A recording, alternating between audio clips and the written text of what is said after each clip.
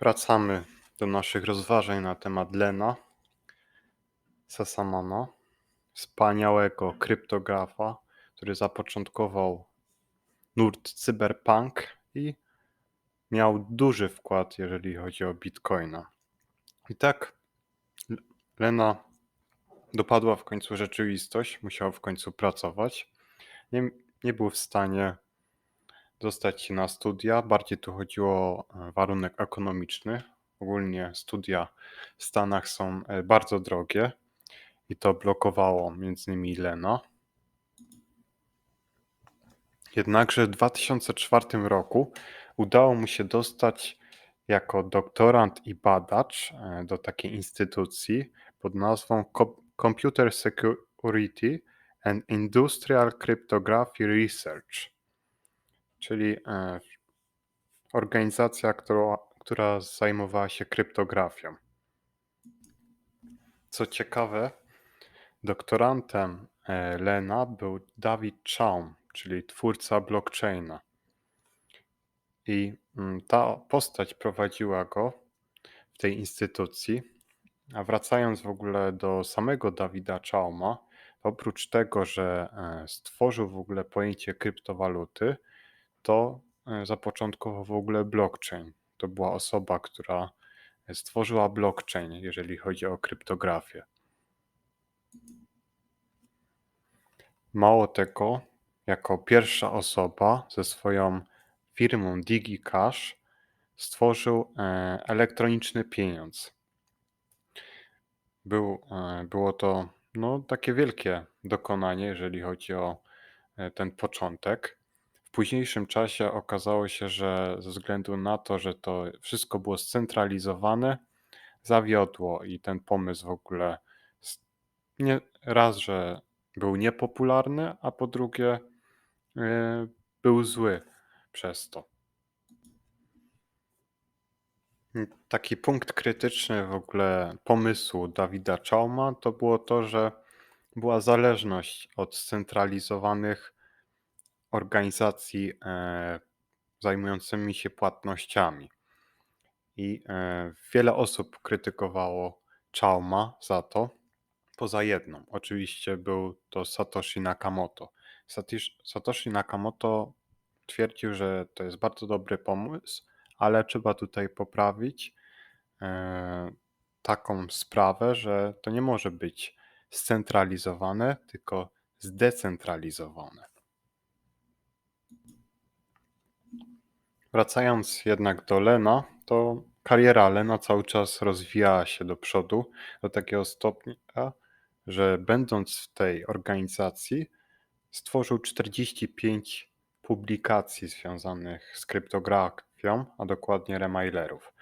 Rozwijał cały czas technologię remailerów, a koncentrował się na takim poważnym problemie, tak zwanym bizantyjscy generałowie. Inaczej mówiąc, jest to problem generałów bizantyjskich.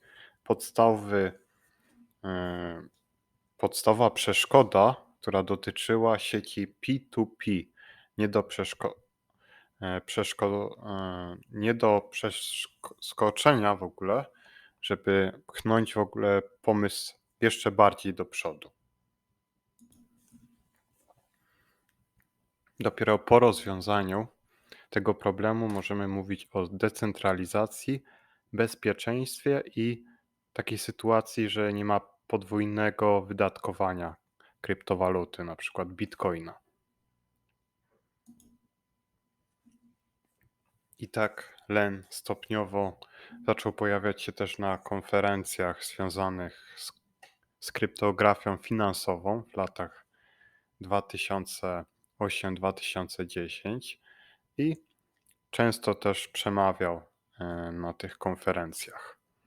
Jego wiedza, jeżeli chodzi o kryptografię finansową i elektroniczną gotówkę, cały czas się powiększała. I tutaj przechodzimy do postaci Satoshiego. Ogólnie w internecie jest pełno informacji i też eksperci niektórzy uważają, że Satoshi mógł być naukowcem. Szczególnie, że w okresach, w których były sesje w Stanach Zjednoczonych, często dochodziło do tego, że Satoshi mniej udzielał się na forum cyberpunka.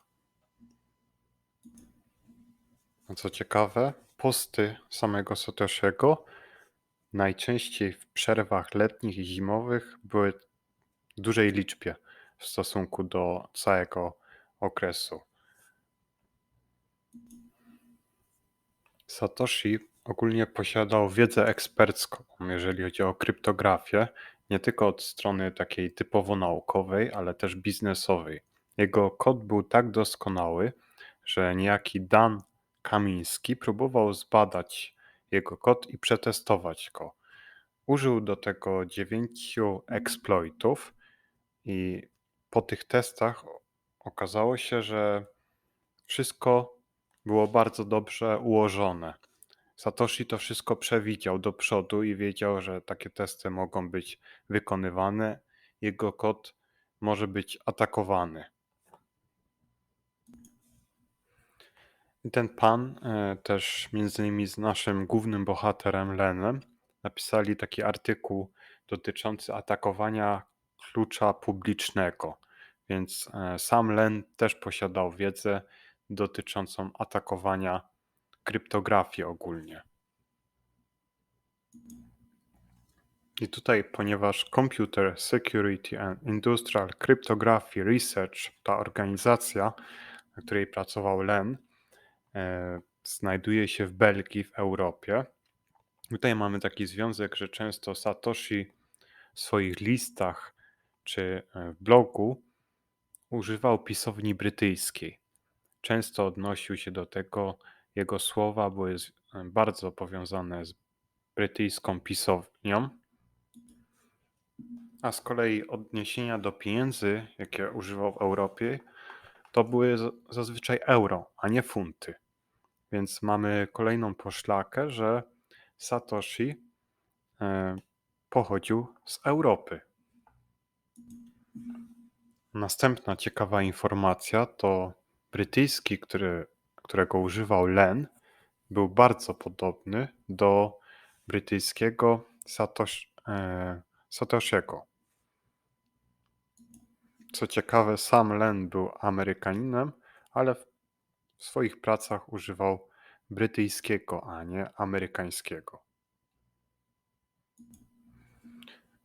Ogólnie twórca Bitcoina, osoba, która stworzyła Bitcoina, musiała zrozumieć kilka pojęć, m.in. kryptografię, gospodarkę i sieci P2P.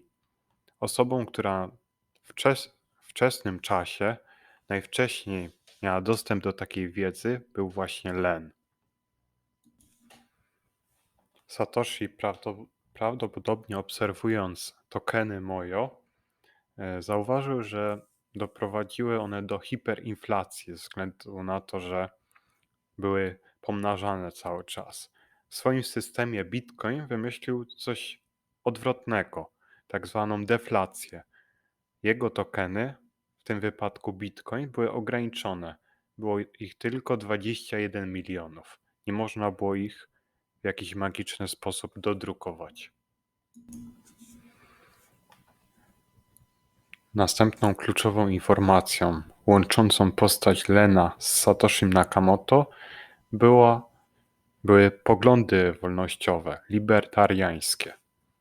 Ogólnie Satoshi w swoich postach często odnosił się do wolności, tak samo Len często o tej wolności mówił i przedstawiał to w sieci. Wspaniała postać, jaką była Len, bo niestety Lena już nie ma na tym świecie.